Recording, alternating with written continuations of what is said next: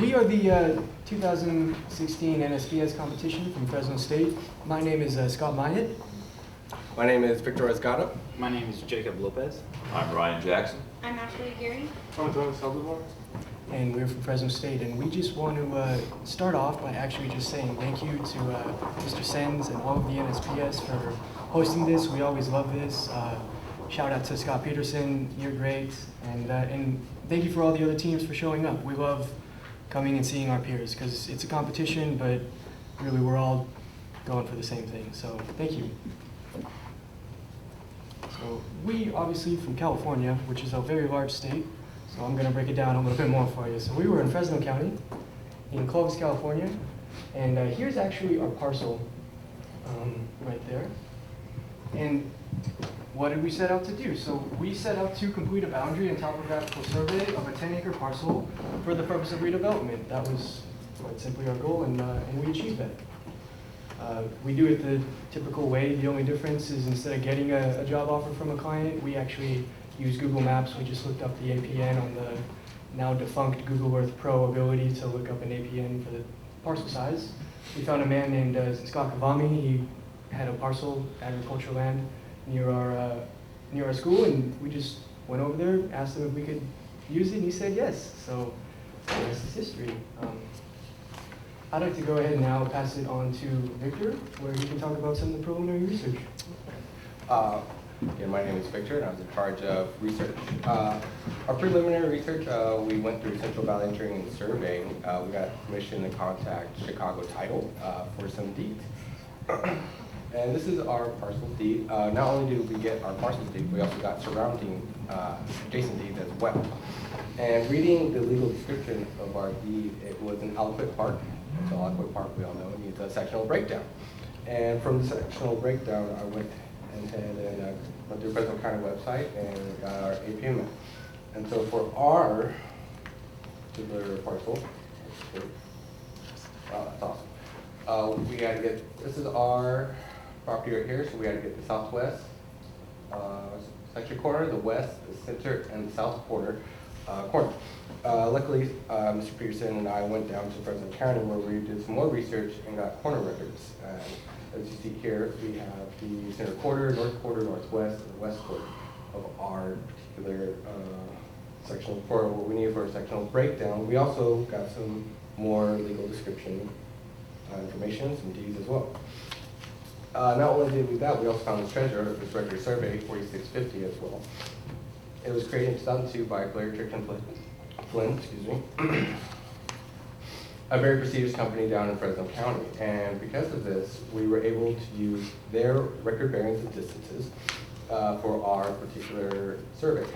So you see here, we have the southwest, the west, the center, and the south quarter as well. And part of my research was also to help the topographic crew by providing them benchmark information. As you see right here, this is all the information that they needed going north and south from our project area. And now I'd like to pass it over to Mr. Lopez. Safety. So safety. Safety is key. I researched a safety plan based off of California's Department of Transportation, Caltrans, with OSHA regulations for working. First, before entering the field, we need to make sure we have the proper work attire. This means the reflective orange vests that we all love. Everyone needs to plan for the weather. So, if it's cold out, you put on an extra jacket. If it's raining, a weather coat. If it's bright and sunny, don't worry about it. All right, next we will talk about the road safety. Road safety is a necessity. When working, we always put on the proper signage, or put up the proper signage as seen in the first slide, surveying crew ahead. Also, when working in an intersection, we had a 3-man crew, 2 watching out for traffic, 1 gathering data. When not in the street, we use the buddy system. No one-man crews allowed. Now onto some site-specific hazards. Now, we worked in unfavorable work conditions, as I'm sure many of you all have. We had rainy weather the entire week. We even had to call it a day, a half day. What was that, Wednesday? It's halfway through the week because of lightning and thunder. We don't want anybody getting struck. Also, with the rain came mud and slip and fall hazards. Who likes to slip and fall? Nobody. Now, also, because it is cold, it doesn't mean you can't get dehydrated. So we also made sure to bring plenty of water. And while working out in the field, we also had to keep an eye out for holes, gopher holes, other tripping hazards, and wild animals. Even tame animals can be dangerous. So with that being said, that's the safety. I'd like to pass it back to Victor for the calculations and boundary. So the good stuff, boundary. So as you see here, this is the calculations I did. What I did was I recreated record of survey 4650. And as you see here, we calculated all these points. And there was also the north half as well, but it turned out I didn't need it. I just needed the southwest section right here. There was actually 11 points that I went out and said to find. Out of the 11, 3 were recovered. The center, this 30-foot right-of-way offset right here for number 11, and as well as point number, I believe that's 14, that connected this parcel map right here, this different parcel. We tried to recover these points up here from the north. There's actually a canal that runs through here. But unfortunately, when I went to go recover that, it seemed like there was a basin that was created within 10 years. I talked to the property owner who owned it, and luckily I found the 30-inch pipe right there in the basin, so it was good. So then after that, after I found the 2 points I needed, I used this line right here to establish the east-west line for the center east-west line of our southwest section. And the most important part of our project right here was basis of boundary, which was the west line of the southwest quarter of section 18, township 12 south, range 21 east, Mount Diablo base, and meridian was taken to be north 0 degrees, 6 minutes, 1 second west per our record that we used, record survey 4650. Our observations that we conducted were 3 minutes at a minimum for all the monitors that we found. This was also important as well because this is how we gave control for the topographic crew. So back in 1964 and 1976, this was actually one whole parcel here. It goes North Enterprise Canal should be right here. And Floyd C. Brown, Planchoff versus Edward W. Brown, the defendant, actually went to court. I'm guessing it was a family feud. In which case, the land was broken up, and this 542.24 feet became, got senior rights over the junior rights of the particular north part. But then in 1976, Scott, the owner, his parents bought the property, and then they broke it in half for the daughter and son. And that's where you have north half and south half right here. When I was doing the boundary work, I misinterpreted the boundary, the legal description, and I actually held this line and this line as well as 542.24, not offsetting this line. However, thanks to Mr. Peterson and our Deputy County Surveyor, County Engineering, I learned that I actually had to offset this line right here and make it parallel to the parent line running east-west of the southwest section. And that's what that line is all about. And part of this problem that we had with our boundary was that I accepted a MAG now. And the reason I accepted this particular MAG now was because we were instructed by the Deputy County Surveyor to not actually dig up any monuments. And also for a safety reason as well. This particular MAG now was on the south side of the actual travel way. And so thinking of safety and being instructed not to, and not to mention accepting the ties that were for this particular south quarter, I went ahead and accepted it. Everything fit tight, and not to mention checking the record bearings and distances, everything fit very well. We do know that if this was an actual survey under a licensed surveyor, that we would have dug up the asphalt and actually done a recording on the actual monument. However, that is not the case for this particular project or this competition. Now I'd like to hand it over to Mr. Jackson, who will talk about the topographic survey. Thank you very much, Victor. So, as Victor was talking about, it was very pertinent to set control for your project. Without the control, everything, all the data we collect, it's meaningless. You have to have a reference system. That being said, we started a few of our control points, observation stations running RTK. We're using the Leica GPS system. We started all of this running local assumed ground distances. That's also stated on the front of the map there. With respect to the subsequent control, we shot those in using a 5-second gun. It's a Leica TS06. The majority of the work we actually shot reflectorless, just due to the nature and the scope of the time constraints that we had. We only had 1 week that we could all accomplish all of this as a team, and due to that nature, we decided to use some of the best methods possible at our disposal. So we started off first with a few prism shots here and there, but a lot of it was reflectorless. Here's one of our control points. We found that using the cotton spindles were much more convenient than wooden hubs, just due to the fact that if we were to go back for subsequent work to pick up any further data, they would be more easily located using a Schonstedt magnetic locator. Excuse me. The front west, essentially the west half of this parcel had a lot of interesting features. Existing dwelling. He also had a kiln shop. He had a horse stable. Additional living quarters, or I suppose it was there prior when he was running ag land. So there were quite a lot of features here. So it made it pretty tricky, especially getting through a lot of these trees. I'm sure some of you can attest to how difficult it can be to get these trees shot in. Back here, his pool was actually quite fun to shoot in. I think we took about 50 to 60 points to really depict the line and represent that as best we could on that map. Behind my Rodman Antonio here, you can see some more dead trees, so on and so forth. In there, that's actually, which one? Right here. Right in here, it's an old decommissioned pond. He had some stumps that we took out, but most of the layout of this range is actually fairly flat. From there, after we got all of our interesting points captured, we, of course, only had relative elevations. Well, that doesn't do us any good if we're going to submit contours for the purpose of the scope of this project.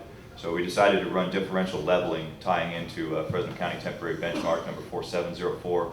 This was a chiseled cross in the top of curb along the west side of Willow, directly across from our location, about 515 feet south of International Avenue.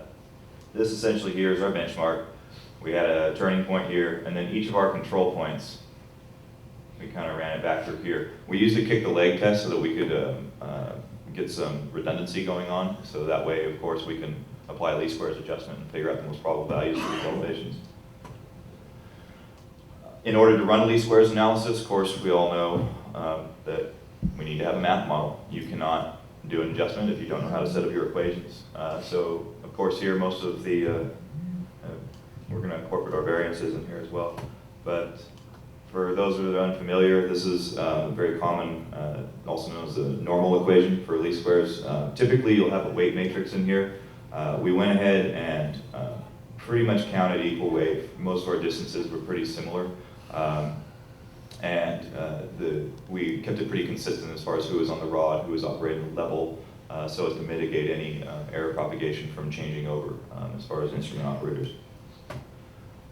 This was our initial misclosure when we ran our loop, so that's the first one. And kick the leg, of course, we get a second loop, get some redundancies in there. The second one was, almost 600ths of a foot on that misclosure. Not great, of course. And so after the adjustment process, you can see here the actual determined elevations. And based on the addition and subtraction here, they actually did close out. Our overall total standard error, excuse me, let me go back here. It looks like it slipped off the page there. Either way, our standard error for this adjustment process did come within .009 feet, so 9/1000ths of a foot. As far as order in class, it was pretty difficult to determine because the particular monument that we used wasn't necessarily part of those descriptions. However, our overall process and our adjustment itself was in order such that we were pretty confident that we'd be at least somewhere in the second order ballpark. That, of course, I cannot confirm nor deny at this moment. So going forward, I would like to show you, this is our initial, that's our front page of our topographical map here. We have, of course, a driveway. This is going to be your asphalt. As you can see, the contours, I mean, for 1 foot contours on a really flat area like this, you're not going to get a whole lot. Pools in here, existing dwelling. You know, you got a few fence lines, but sheds, a lot of trees, as you can see in here, is denoted by the little cute little tree symbol that I dropped in. And we have some other layouts. You can see, of course, it's quite flat. We have some overlap here. You can see the pool is also denoted on the first one. The eastern half was all done with RTK. Good, thank you. And going on through this eastern portion here, I'm going to go ahead and pass that over to Ashley as soon as I talk about this section, because this one was actually really fun to shoot in. Scott and Jacob shot this shot in, and what that is, it's a big pile of dead trees and brush and just kind of agricultural debris. And that actually turned out to be the most interesting contour section of our entire map. So I'm glad there was that available for us. And essentially that's the process of the field work. And at this point, I'd like to go ahead and pass it on over to Ashley Geary. As every surveyor will tell you, every job's different in the field. It could either be simple or complex. You never know until you go out and look at your project site. So when we went out and looked, the project site was a little complex because of the trees. But everything came down to the wire because of the topography we had to do for the topographic maps.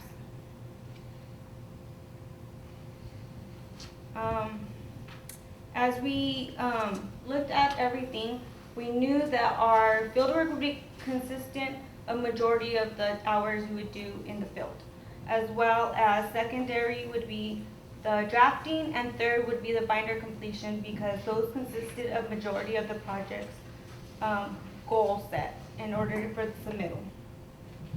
As we logged our hours, we had a sum total of 153.75 hours of work.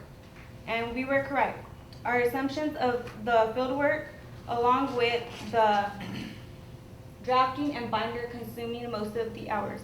The field work consisting of 58.75 hours. The drafting consisted of 50 hours. And the binder consisted of 28 hours. The remaining hours were devoted to safety, research, and meetings. After we discussed the time analysis as a group, we talked to professionals in our area of field and determined that our project was more likely to be a profitable survey if we were a company. We had our goal to go out and survey a parcel of land in efficient manner and also learn a lot, which we achieved both goals. Thank you very much. Thank you. Appreciate it. I just have a question about the level run. You came off one benchmark that you found and closed back on it. Yes. What was your check on that benchmark to make sure that elevation was the correct one? We took it as indicated from the Fresno County records, and based on the adjustment process itself and the residuals that we saw, we didn't see there to be any pertinent errors that were associated with it. No, maybe you missed my point. Didn't run to a second benchmark to make sure that you didn't have differential settling or something happened? No, what we did is a minimum constraint, so we just used the one. Just use the one. Closed out on it. In your mapping, do you have a record of survey included? Why did you feel like you had to do that? Why did we have to feel that we had to Or why did you decide to do a record of survey? for the boundary, from my understanding of the competition, we were supposed to do a boundary map, or do record map, and following Fresno County record or guidelines. If you're going to do a boundary map, it has to be record of survey. Okay. On one of your slides, it said that you recovered 3 monuments and you accepted 2, and what happened to make you reject them? The one that we rejected was a bent iron pipe, and it just didn't fit any of the distances, and we felt that it was not going to help our particular map as well, so we just rejected it and not accepted it, not showed it on our final map. And in hindsight, would you all have picked a different plot of land? It was difficult. There were no property corners ever set in the area, really. Plus the relief that You know, it was close. To be completely honest, it was close. It satisfied the requirements. So no, I don't think we would choose a different location. Was your level loop a single wire or a 3-wire? It was a Seco auto level. Okay, thank you.